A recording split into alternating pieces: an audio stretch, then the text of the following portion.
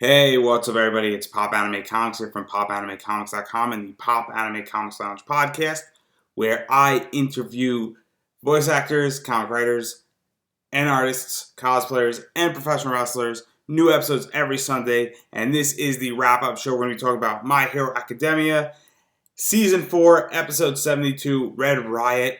Really cool episode. So essentially, Fat Gum and Red Riot push Eraser head out of the way because Wall Guy is attacking him.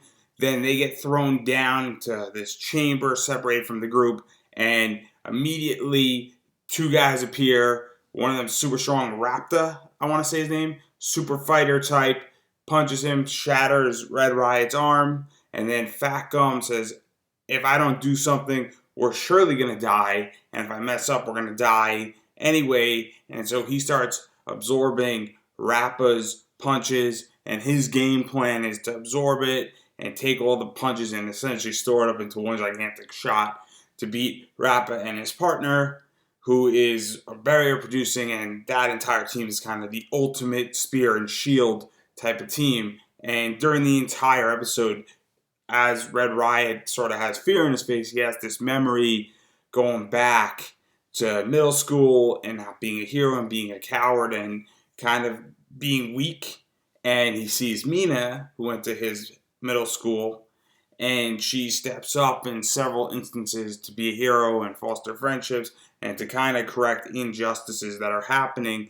And it happens a few times, and ultimately that really kind of inspires Red Riot to want to become a hero and become an adult and go from being kind of a boy to being a man to some degree and really work on his quirk and make sure that he is taking care of his entire quirk and really become a hero. And so he starts working harder when he sees her doing it a few times and kind of acting when he couldn't act.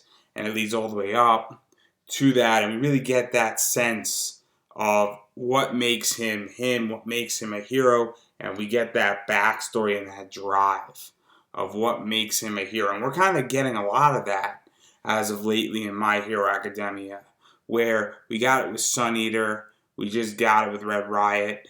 We got a little bit with Red Riot before. I'm assuming there's going to be more breaks that are going to happen as we're chasing down Overhaul, and we're going to get more background on other characters.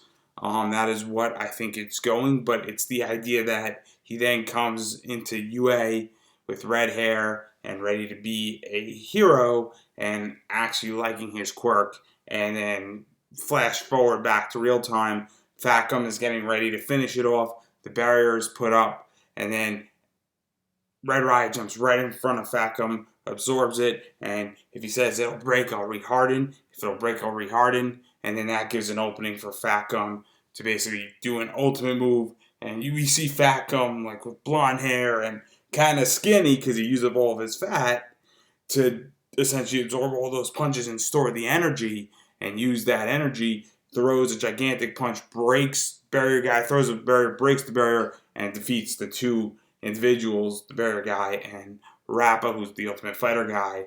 And that's kind of the entire episode in about 3 minutes or so. But here's the breakdown. It's really interesting because I kind of alluded to it, but it's this idea that they are breaking away from the big group who's pursuing, and everybody in this group sort of has a mission where they're dealing with individuals to allow the group to go further while people stay behind.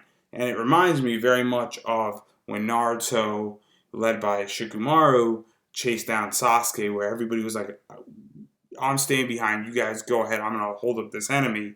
And that's kind of what this reminds me of in a lot of ways, is that everybody understands that they have a job to do and that the group needs to pursue and go after and track down and get this mission accomplished because it has bigger consequences if this continues, and death is involved in those consequences. Because if you can eliminate the source of what those bullets are, that puts other heroes not at risk for anything, because if you take away a hero's quirk, they're obviously going to die and they're in danger. And so that's what it reminds me of. And I think it's really interesting when we get that being played out again. And I can't confirm or deny that that's exactly what the writer and artist of My Hero was thinking when they did the manga. But obviously, Naruto came out way before My Hero Academia. And so that scene just seems way too coincidental in this entire circumstance. But at the same time, during all of this, we are also getting a nice back history of these characters that we haven't gotten. So we've gotten in season one a lot of groundwork, and we've gotten more groundwork. So it's kind of like building a house is a better way to put it. In season one and two, we were kind of building the foundation and putting up the siding. And in season three, we were kind of dealing with the insides. And now we're really dealing with the details because we know these characters, we know who they are, and we're getting little tidbits of information of who they are and the world they're in and why they want to be heroes and what is a hero. You know, it sounds like a really simple question, but that question is very interesting. We're starting to see what makes a hero, what makes somebody want to be a superhero or use their quirks for that, because a lot of people in the My Hero Academia world do not want to be heroes, do not want to wake up and work for agencies or run their own agencies. Very few get to want to be heroes. And so it's very interesting to that point of what that inspiration is. And that's what we're getting the question answered to. And so I think it's fascinating. I mean, I think that the title Red Riot is fitting, but I mean, I think a secondary title is, and that's kind of the arc, to be honest, is what makes a hero. Because I think that's the key here, and I think that's really the juice, and I think it's so interesting, and that's kind of the center of the meat. I think that is just so interesting, and I think it's really, really well done, and I think it's nice because we are furthering the story with all of this, but we are getting all the juicy details and all the siding. If this was a meal, and I like using analogies, you know, we're getting the meat, which is the story and the furthering and dealing with, you know, the threats and letting the group go forward, but we're also getting the sides. We're getting the corn and the mashed potatoes and the carrots and the green beans on the side as well. And we're getting those juicy details that if you're a fan of this show and you made it this far with 4 seasons, we're getting those things that we want in those 4 in season 4 and in season 3. And that's something that's really cool where we're getting that character development. And so I like what they're doing with this. I think it's so smart. I think it's so executed so well. And this is how TV should be done. And this, it seems very simple what they're doing and they're making it easy, but it's really not, because it's taken a lot to get to this point. 72 episodes. That's not a lot of episodes in reality compared to something like a Naruto or a One Piece or even a Fairy Tail. But we are getting high quality episodes and we're getting those juicy things that come out in seasons like this of what we know. And it's really, really wonderful. And I'm just really stoked that they went along this.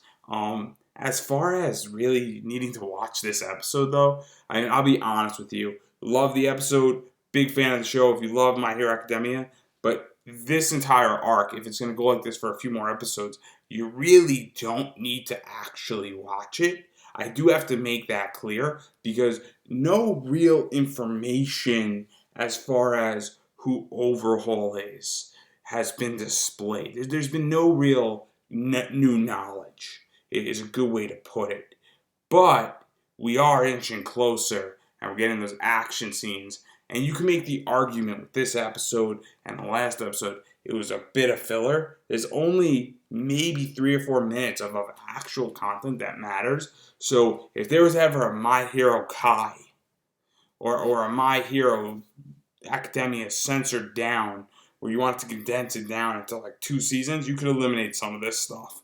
And it would be a shame to do it because it's really beautifully done and it's nice, and I'm not trying to attack it, but I have to make it clear because you can eliminate a good 20 minutes of this episode. Or not 20 minutes, but probably about 18 minutes of it, and it wouldn't change. You don't need to see Facum and Red Riot defeating 2 of Overhaul's, I guess, lieutenants is a good way to put them in this circumstance, because it actually has no real impact on the overall story as it stands right now. And I don't want to say it wasn't a great episode or anything like that, but that is something that does have to be brought out. That it's not filler, but it's also not filler. Like with same thing with that Naruto scene. In reality, the only thing that mattered was we're gonna stall this guy, and the rest of the team goes forward, and then they repeat the process. And then the only point that actually matters in that story is the Naruto Sasuke fight, as far as the actual core lean story. The only thing that matters is the confrontation of rescuing Eri. That's it. Everything else is just a nice build up to it. And that's kind of what all of this is. And so that's something that I do have to make clear, because as somebody who's watching this and loving it, but I also know that it's got a little bit of that Naruto chasing Sasuke feel that had some filler in there, and that was almost like a time-wasting episode scenario, for lack of a better word. So I do want to make it clear that there is a little bit of that going on, and I think it's really important to understand that that's something that the show hasn't really done before, and so it's interesting, at least as far as a discussion point. I think it's worthwhile discussing. And I look forward that if you made it this far in this video, that please leave a comment. And I'm more than happy to take criticism and take a licking or two on that point. And we could have a nice discussion about it. But that's the big thing I want to make clear. Anyway, that's all I got. Just going to go through my social real quick.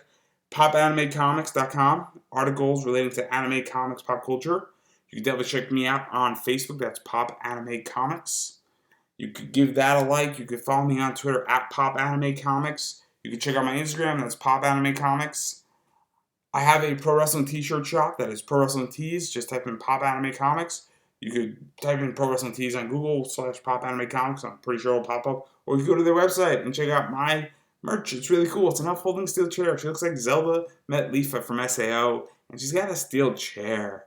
I mean, it's pretty cool. It's a cool shirt. Best way to support this channel. If you like my opinions, you like what I do, you like the podcast, you like the website, buy a shirt, because it's really cool and it's a great way how to support me. And that's all I got. And hopefully I will see you in a few weeks, because I'm taking off for the holidays and I will not be doing some videos. But the second I'm back in 2020, on Saturday, I will pick up right where we left off with the latest episode, and we can talk more about My Hero Academia. And then when that show is over for this season, which I'm not sure when it's going to be, I'll pick up another show, and we'll have a good time with it. I'll pick up a popular show, and we're just going to continue talking about anime and doing this wrap-up, typically Saturday, maybe even Tuesday. I don't know, but it'll be fun. So I can't wait to see you guys in a few weeks, and everybody have a happy Christmas, or a Merry Christmas, Happy Holidays, Happy New Year, and enjoy it. And I will see everybody back in 2020 with some My Hero Academia stuff.